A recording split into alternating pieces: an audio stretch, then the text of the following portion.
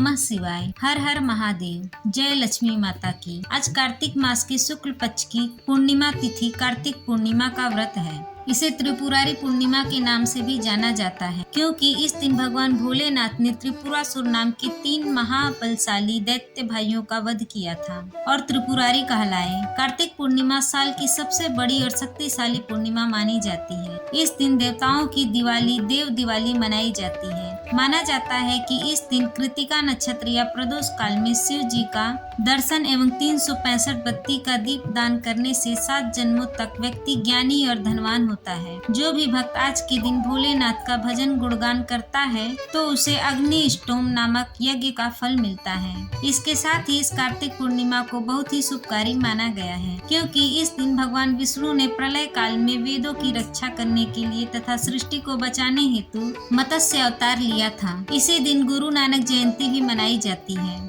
कार्तिक पूर्णिमा को ही देवी तुलसी ने पृथ्वी पर जन्म लिया था तथा कार्तिक पूर्णिमा को देवी तुलसी का दर्शन एवं पूजन करने से मनुष्य जन्म और मृत्यु के बंधनों से मुक्त हो जाता है। इस दिन गंगा स्नान, दीप दान, हवन यज्ञ आदि से सांसारिक पाप ताप का दमन होता है, ऐसा स्कंद पुराण में कहा गया है। शास्त्रों के अनुसार इस दिन दीपक का दर्शन करके कीट पतंग, मच्छर, वृक्ष तथा जल और थल में निवास करने वाले जीवों का पुनर्जन्म नहीं होता, उन्हें निश्चित रूप से मोक्ष मिलता है। और आज के दिन किया गया दान, पुण्य, स्नान, कार्तिक पूर्णिमा व्रत का कथा श्रवण सब अच्छे पुण्य प्रदान करने वाला होता है। तो आज आप श्रवण करेंगे शुभ फल देने वाली कार्तिक पूर्णिमा की संपूर्ण कथाएं। अतः आप सभी भक्तों से निवेदन है कि वीडियो को लाइक करके कमेंट बॉक्स में लक्ष्मी माता की जय, ओम नमः शिवाय जरूर लिखें और कथा को पूरा सुने, क्योंकि कथा को आधा अधूरा सुनने से उसका दुष्प्रभाव होता है और पूरा सुनने से पुण्य फल मिलता है। इस वर्ष हमारी यही कामना है कि आप सभी पर देवी माँ और भगवान विष्णु और भगवान शंकर की कृपा बनी रहे। आप सदा फले फूले और तरक्की करें। ओम गण गणपतये नमः। सबसे पहले आज हम श्रवण करेंगे त्रिपुरारी पूर्णिमा से जुड़ी त्रिपुरासुर के वध की कथा। जब भगवान कार्तिकेय जी ने ताड़कासुर का वध किया था, उसके बाद ताड़कासुर के 3 पुत्रों ने देवताओं से बदला लेने का निश्चय कर लिया। तीनों असुरों के नाम थे ताड़काक्ष, कमलाक्ष और विद्युतमाली। तीनों असुरों के मिले वरदान के अनुसार ब्रह्मा जी ने उन्हें 3 तारों पर 3 नगर निर्माण करने के लिए विश्वकर्मा जी को आज्ञा दे दी।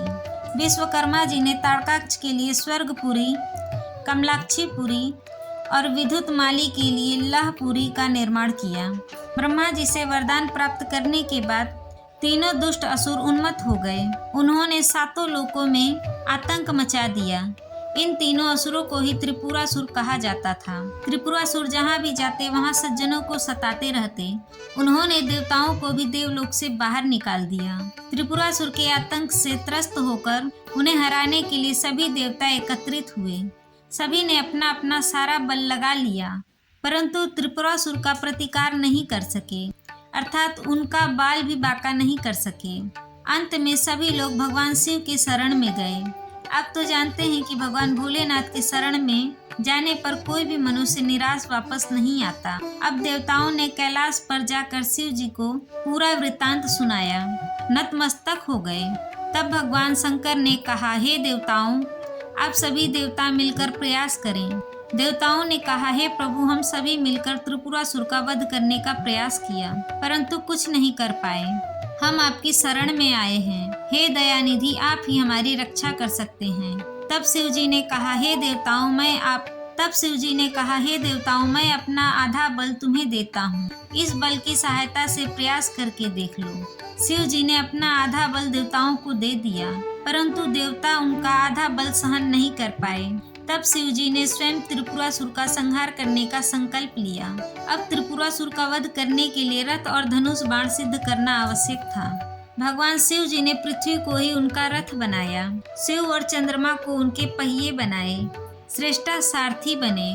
भगवान विष्णु बाण बने। मेरु पर्वत धनुष और बासुकी बने उस धनुष की डोरी। सभी देवताओं ने अपने बल से वह रथ संभाल लिया। इस प्रकार असंभव रथ सिद्ध हुआ। भगवान शिव जी उस रथ पर सवार हुए। उनकी शक्ति के कारण वह रथ भी डगमगाने लगा। तभी विष्णु भगवान वृषभ बनकर उस रथ में जुड़े। घोड़ों और वृषभ की पीठ पर सवार होकर महादेव जी ने उन असुरों को देखा और अपने धनुष पर बाण रखकर उन्होंने पाशुपत्र अस्त्र से संहार किया और तीनों तारों को नगरों को एक पंक्ति में आने का आदेश दिया। अभिजित नक्षत्र में तीनों नगर एक पंक्ति में आते ही भगवान शिव ने अपने बाणों से तीनों नगरों को जलाकर भस्म कर दिया। इसमें तीनों असुरों का भी अंत हो गया। तभी से हमारे प्यारे भोलेनाथ शिव शंकर त्रिपुरांतकारी नाम से जाने गए। भगवान भोलेनाथ ने जिस दिन त्रिपुरासुर का वध किया वह दिन था कार्तिक पूर्णिमा। इसलिए इस कार्तिक पूर्णिमा को त्रिपुरारी पूर्णिमा भी कहते हैं। इस दिन घर के बाहर मंदिरों में दियों की आसार बनाकर उनकी पूजा की जाती है और आनंद उत्सव मनाया जाता है।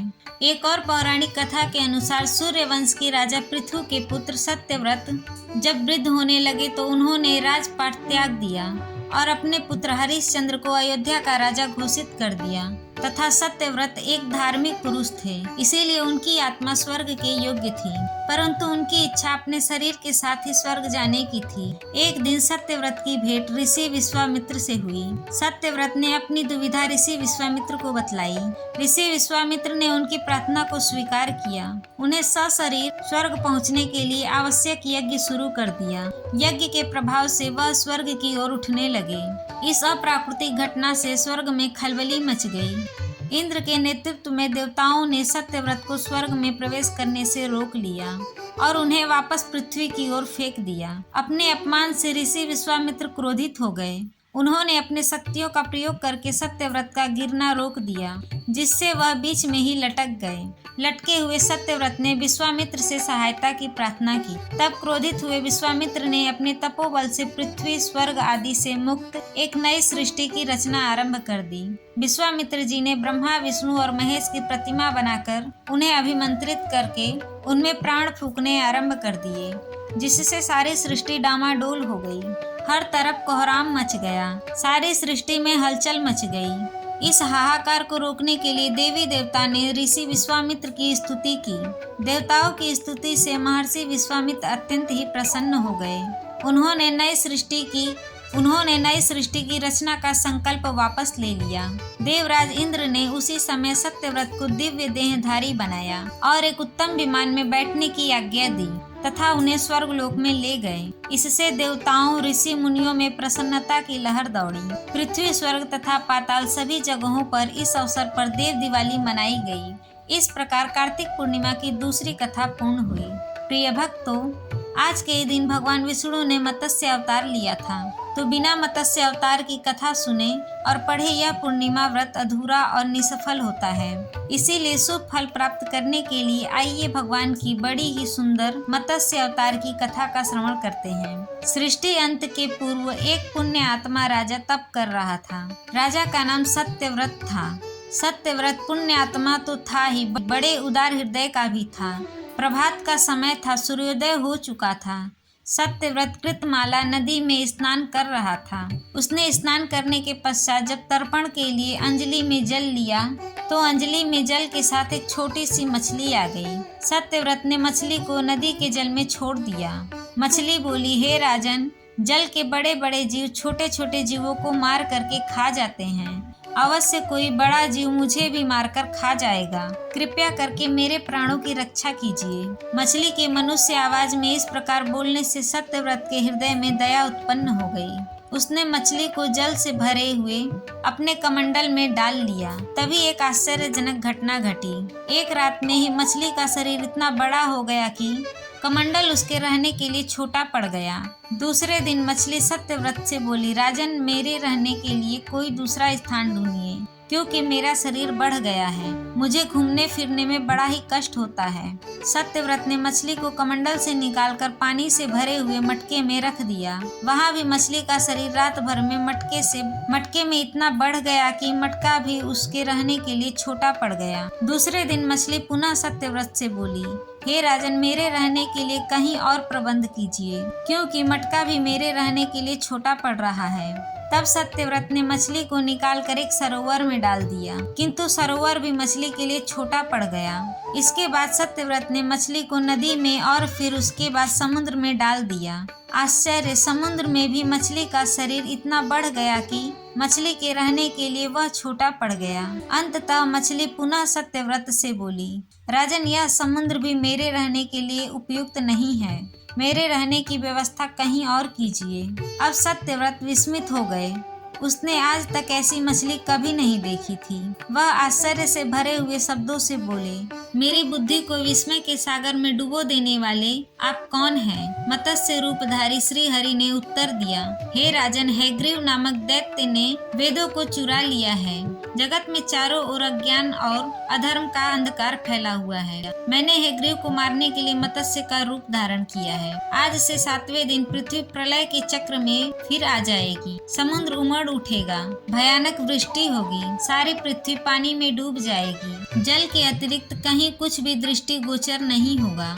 आपके पास एक नाव पहुंचेगी। आप सभी अनाजों, औषधियों, बीजों को लेकर सप्तऋषियों के साथ नाव पर बैठ जाइएगा।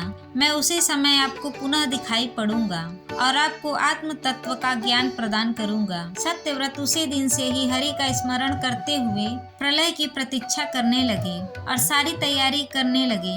7वें दिन प्रलय का दृश्य उपस्थित हो उठा। समुद्र भी उमड़कर अपनी सीमाओं से बाहर बढ़ने लगा। भयानक वृष्टि होने लगी। थोड़ी ही देर में सारी पृथ्वी पर जल ही जल हो गया। संपूर्ण पृथ्वी जल में समा गई। उसी समय एक नाव दिखाई पड़ी। सत्यव्रत सप्तऋषियों के साथ अपनी पत्नी और औषधि, विभिन्न तरह के अनाज को लेकर नाव में बैठ गए। उन्होंने नाव के ऊपर संपूर्ण अनाजों और औषधियों के बीज को भी भर लिया।